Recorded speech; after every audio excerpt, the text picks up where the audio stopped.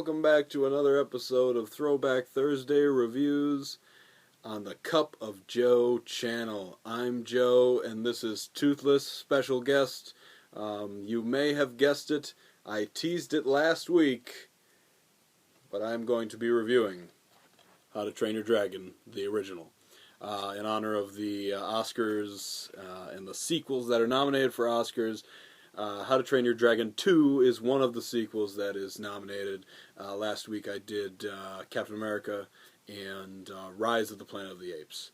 Now, when we're talking How to Train Your Dragon, I may echo some of the same things I did, some of the same sentiments about the first two films that I reviewed last week. How to Train Your Dragon is a very good start to a bubbling franchise.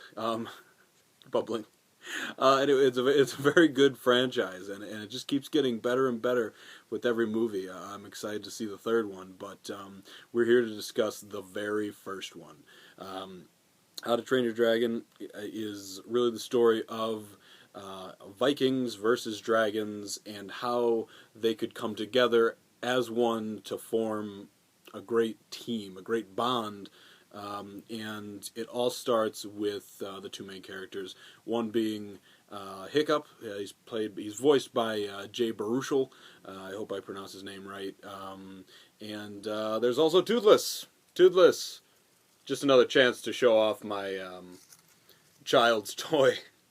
Toothless. But anyway, it's really the story of them bonding, and it's a great story, and it's absolutely necessary to the second film. The second film does a fantastic job building off it, and it's so overall. I mean, this franchise is great. Yeah, it kind of, the first one shows like the day in and day out, them kind of warming up to each other. Hiccup doesn't want to kill dragons, doesn't want to do these things, and he ends up trapping a Nightwing, shooting down a Night Fury. Sorry, not a white Nightwing. Toothless is a Night Fury, and it's like one of the greatest dragons out there, and he got it. He went to kill it, and he felt bad, so he cut it loose. The tail, however, one of his the half of his tail got chopped off during the attack, so he can't fly away. So he's kind of stuck. So they try, they become closer and closer.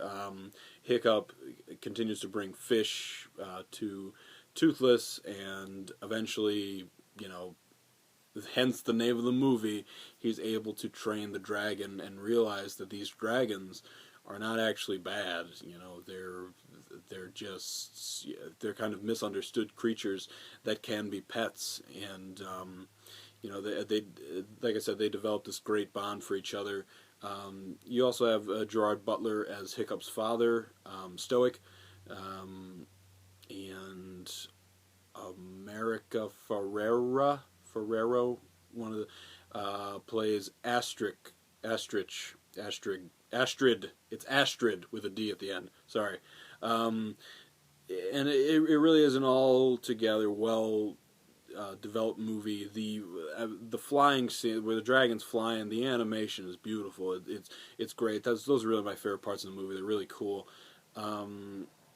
So I guess my issues with this movie is sometimes the humor hits, sometimes it doesn't. But ultimately the heart is there, and that's really important. And like I said, How to Train Your Dragon 2 really builds off that. How to Train Your Dragon 2 absolutely rams it home. It's an amazing, amazing movie. Up for the Oscar for Best Animated Feature this year. I will blog a little bit about that, but I'll get to the Oscar stuff at the end of this video. Ultimately, I'm going to give this movie, I'll give it 4 out of 5 cups. It's a very solid film, but I would rate it higher, except for the fact that How to Train Your Dragon 2 is superior. And How to Train Your Dragon 2 is probably a 5 out of 5 for me. It's practically a perfect film.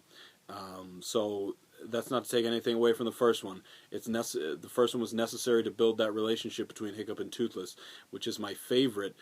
These are, and Toothless is one of my favorite characters in the animated universe right now. So, I mean, I absolutely love this franchise.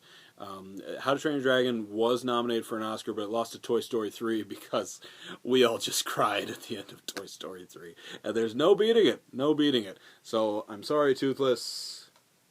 He's not very happy that I gave it 4 out of 5 cups. But look, the second one was better. It was better. All right. Anyway, so other than that, I have a few posts up about the Oscars. I think Best Supporting Actress, Best Supporting Actor, and Best Actress, who I think will win. I have all those up. I'm going to try to do as many as I can before the Oscars come out, so stay tuned. Visit cupofjoe.com, or if you're following us on Facebook, Cup of Joe page. If you're following us, just follow there. I'll be posting there as well. Other than that, I hope you guys, if you're watching the Oscars, I hope you guys enjoy the Oscars. They're way too long, so maybe just wait until the winners come out and look those up.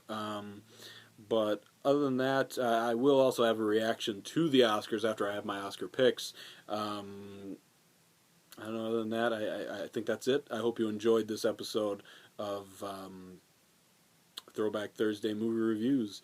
And we'll see you Saturday to talk more movies and more box office and everything we talk about, and rant and get off on tangents about stuff that has nothing to do with movies. All right, guys, we'll see you on Saturday.